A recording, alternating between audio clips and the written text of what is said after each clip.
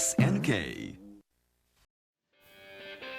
Bonjour à tous, voici une nouvelle vidéo pour vous parler de la nouvelle version du core en cours de développement sur la N64 sur le Mister FPGA. C'est une nouvelle version en date du 30 août 2023. Allez, on regarde ça ensemble sur plusieurs jeux, c'est parti. Le talentueux développeur Robert Pape a sorti ce jour une nouvelle version du core N64 pour le Mister FPGA. Donc on regarde ça sur le premier jeu qui n'est autre que Wipeout 64. Et on voit aussi ce qu'il a mis comme nouvelle fonctionnalité sur cette version. La plus importante, c'est le cache on pour activer le cache sur le CPU, ce qui permet d'accéder grandement les jeux et de les rendre plus compatibles et plus opérationnels dans l'ensemble.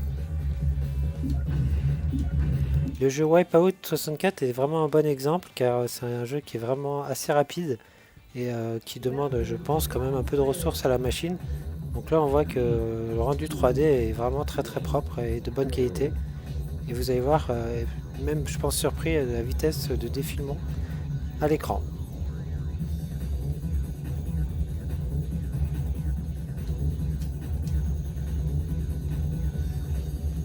La sensation de vitesse elle est vraiment présente.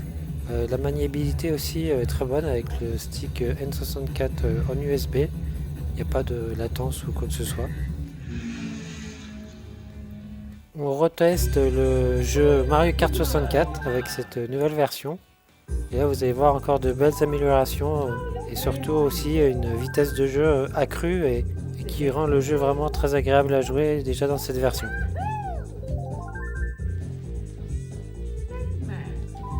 Donc comme d'habitude on sélectionne notre coupe. La cylindrée, j'ai pris 150 pour avoir le maximum de vitesse. On active bien le mode data cache à on et là vous allez voir ce que vous allez voir. C'est parti, on va faire un tour de circuit.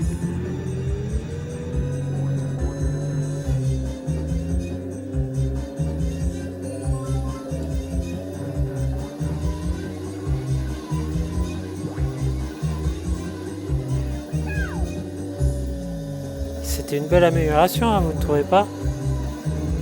Là c'est vraiment fluide, on peut déraper sans problème.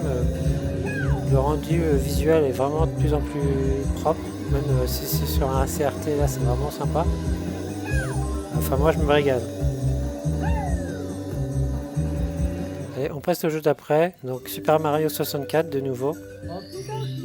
Dans la version No Face, hein, sinon ça ne marche pas, hein, je le rappelle à tous. Il faut vraiment patcher le jeu, sinon on peut pas tester le jeu.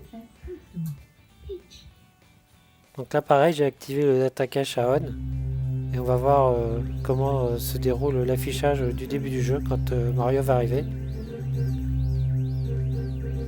Déjà le château a plus de glitch du tout d'affichage, là c'est très propre, je vois presque pas de défaut.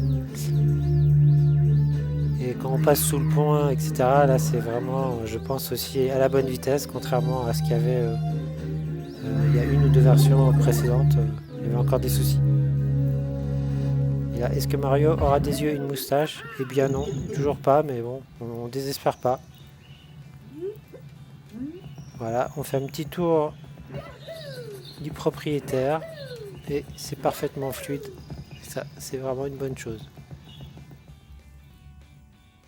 On repasse sur Star Fox 64 ou l'Illatoire pour nous, petits français et anglais, je crois aussi. Donc moi c'est vraiment un de mes jeux préférés hein, sur la N64, je l'avais eu à l'époque aussi et je m'étais régalé sur ce jeu.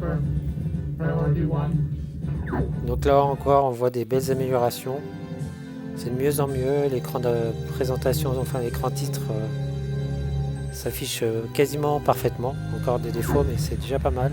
Là on voit bien que les avions et les textures sont propres.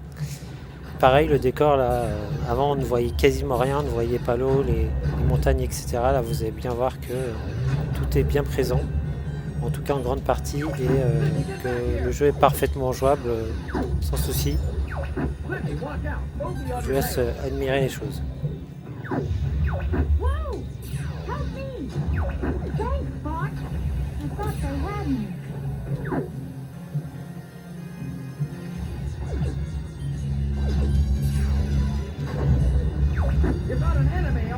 Vraiment aucun problème pour jouer, la maniabilité est excellente, il n'y a pas de souci. J'ai même l'impression qu'il va peut-être un peu trop vite le jeu là. Après, c'est certainement normal. En tout cas, très très réactif, très très rapide.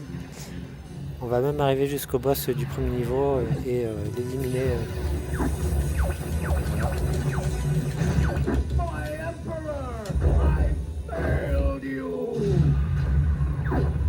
Et mission complete.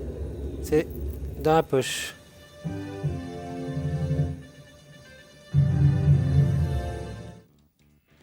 Et on passe à un autre jeu qui est Viewpoint 64, donc un jeu beaucoup moins connu sur le support. Et c'est normal, c'est un prototype, le jeu n'est pas fini je crois, et il n'a jamais été distribué sur la console officiellement on va dire. Alors, cependant, il fonctionne plutôt bien, là comme on le voit aussi. C'est tout à fait jouable, la 3D est à la bonne vitesse. Et, graphiquement, on ne peut pas dire grand chose à part que c'est très bien.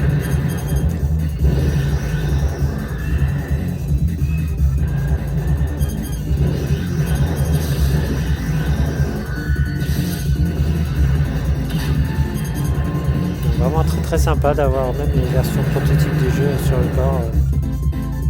Ça montre la qualité du développement qui est en cours.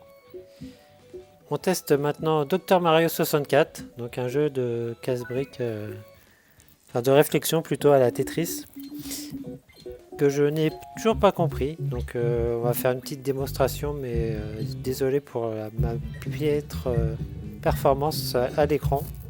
En tout cas, visuellement, comme vous le voyez, c'est vraiment très très bien. Avant, il n'y avait pas d'arrière-plan, et on a l'arrière-plan. Et je ne vois pas de gros défauts sur le jeu actuellement. Alors, par contre, c'est un peu flou parce que j'ai eu un petit souci avec le téléphone pour filmer. Mais bon, ça c'est un petit détail à part.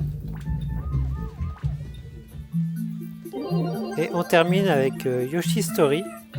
Pareil, c'est flou, un problème de téléphone, je suis vraiment désolé. Mais le jeu est jouable, en tout cas jusqu'au démarrage du premier stage. Après, vous allez voir qu'il y a quelques petits soucis, on va dire. Mais c'est une belle évolution, en tout cas, avec ce corps.